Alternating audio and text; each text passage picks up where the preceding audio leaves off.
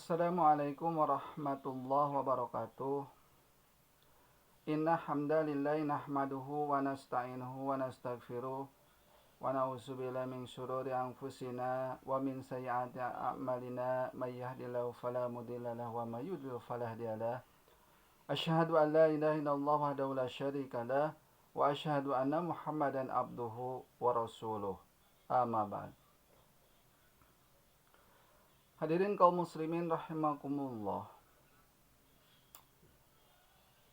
Kaniamatan anu dipaparinan ku pangeran ka manusia diantarana nyaeta nikmat iman, nikmat Islam, nikmat ihsan, oge nikmat kesehatan.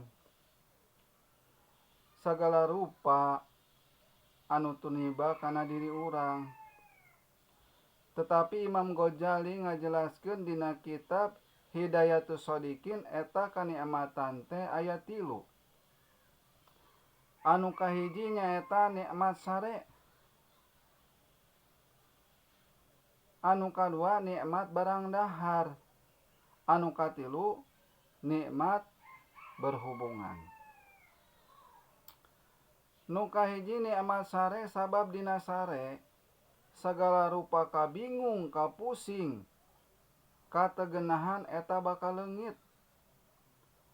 Lamun di bawah sare, bahkan mungkin lamun keur sare mah sok kaimpikeun teh urang asa jadi raja, jadi menak, loba badega, asa bisa hiber, asa sagala rupa anu hal diimpikeun, anu dihayalkeun eta dina pangimpian mah sok ngawujud. Makana nikmat teh nikmat sare. Tuluy kadua nikmat barang dahar, hartina lamun dahar teh urang sok ngarasa nikmat. Nu penting sok sanajan barang dahar eta teu aya deungeunna, deungeunna laukna saaya-aya, tetapi lamun dina kondisi keur sehat mah bakal karasa nikmat. Komo bari jeung dahar upama teh mah loba deungeunna, bari jeung sehat eta luar biasa nikmatna. Cacakan eueuh deungeunna ge ari keur sehat mah jeung sambal jeung asin unggul ge karasa nikmat. Tuluy nu katilu nikmat nyaeta berhubungan. Nikmat berhubungan ieu komo lamun anu tos ngalaman nikah mah sok inget mimiti malam pertama, silih toel, silih usapan, silih cabak, silih itu, silih ieu. Eta sok inget wae dina kanikmatan malam pertama eta.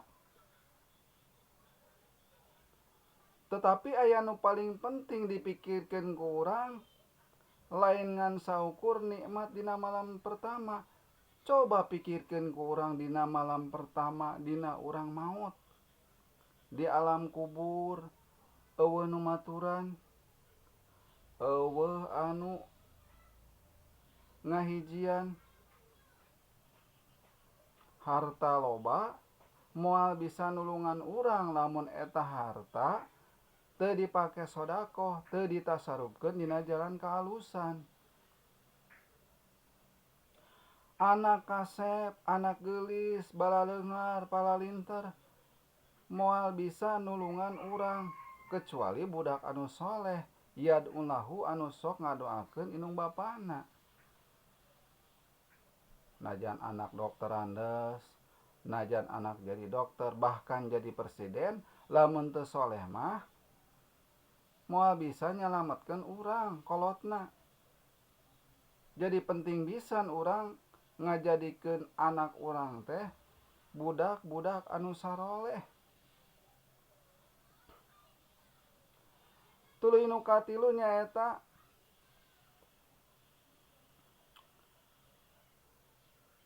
nikmat ngajima.